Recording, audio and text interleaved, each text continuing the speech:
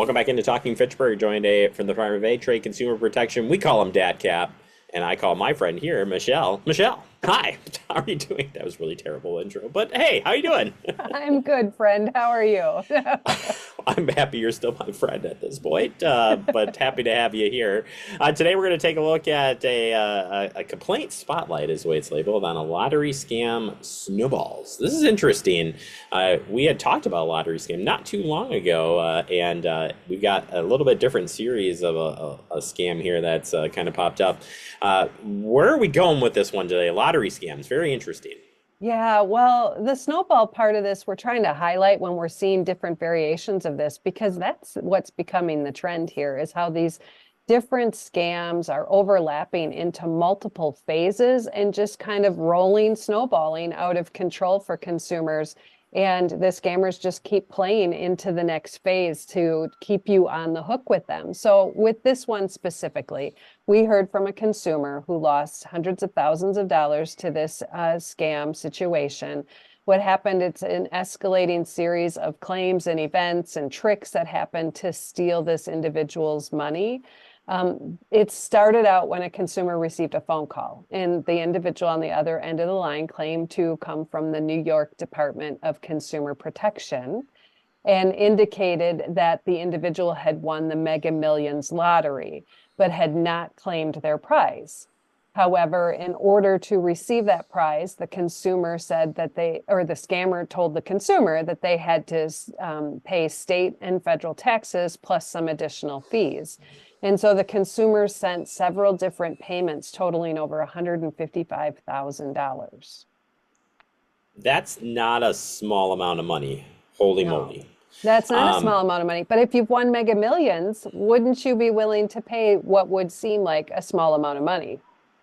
Yeah, yeah. Wow. That's crazy. So it's interesting here because we had just talked about this. The impersonating of government officials seems to be gaining traction. Well, it's always been there, but it definitely seems like they're really figuring a way here to just kind of catch you off guard by claiming they're somebody they're not. How do you Yeah. stop yourself from and ask yourself is this really DatCap from New York? Right. Well, that's exactly right. I mean, one, why would the Consumer Protection Agency out of another state be doing lottery? But when you're excited that you've won something, you don't think through. I mean, your brain goes into a different thought process, and you are in the excitement area, and it blocks the rational thinking portion, kind of like an emergency situation. So, you know, how this snowballed, though, is they got another call after paying all that money. And that next call was the Department of Consumer Protection out of Colorado.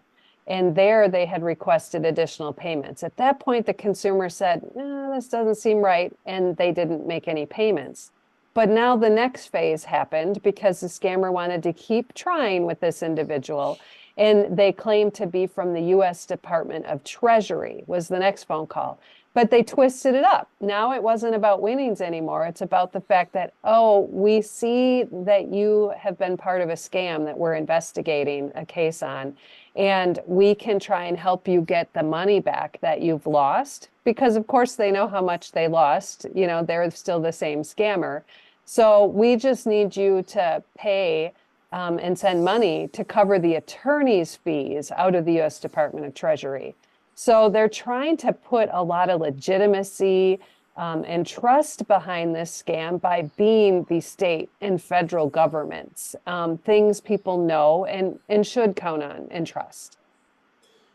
As you were saying, I just put my hand up my mouth, oh my gosh, it would be hard not to just say, oh yeah, man, I'm in trouble now, and again, it's that catch you off guard, unsolicited, catching you off guard, and stop. What is great here is the person did eventually say, this doesn't sound right. It got you guys involved. What's that process look like? You call and say, hey, Michelle, I mean, you're not going to answer the phone, but the team is like, we think we just lost 155,000 on a huge scam. Like, what do you do? Yeah, well, one, you never know. I might just answer the phone depending All upon how right. busy we are that day. We all pitch in when we need to, and there's issues going on. But to answer your question, the hotline staff will just say, okay, what's happened? We think that's a scam. Could you file a complaint? But first, we want to get at, have you sent any more money?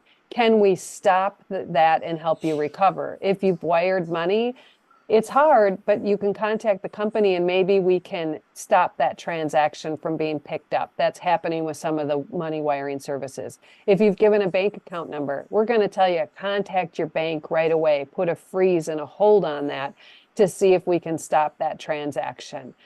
Credit card company filing that dispute. But all of these scams use a non-traditional form of payment, that peer-to-peer payment, wiring money, cryptocurrency investments, things that you usually can't reverse or follow. But if you've handed out personal information, we're going to go through the steps of trying to help you protect that as well, and then get you to file that complaint, maybe contact law enforcement as well. And it's fair to say, I mean, the government really shouldn't be asking you for money just to cover costs. I mean, there'll be certain thresholds certainly, but that could be a red flag on itself, right? Like, hey, the government doesn't call and ask for money and like, all right, well, let's go ahead and set up that payment plan now via, wire transfer. Absolutely. I mean, our services are free. We're here to assist consumers. And we might ask you to provide documentation and receipts, hopefully at you reaching out to us. And in some investigations, we do reach out to consumers we identify through our investigative process, but we'll make an appointment with you. We'll come meet with you in person. We'll ask you to send your contract to us, not money, not your personally identifiable information. We're going to know about the case you were involved in. Again, you'll have time to think about it. We won't make you respond in that moment, that one phone call. Yeah. Well, like you said, a snowball effect for sure. I mean, it started off sounding like the greatest thing in the world, and next thing you know, you from the same person, are being scammed on, again, that impersonating piece. Very interesting. But yeah, a lot of things you can do to protect yourself, as mentioned, and there are definitely great resources at DATCP's website, Michelle, that you guys have put together to keep people up to date on spotting some of these things. Where can they find those resources? Yeah, go to datcp.wi.gov. So again, the department initials, datcp.wi.gov. All right, Michelle, thank you so much for sharing the information. We appreciate your time as always. Well, thank you.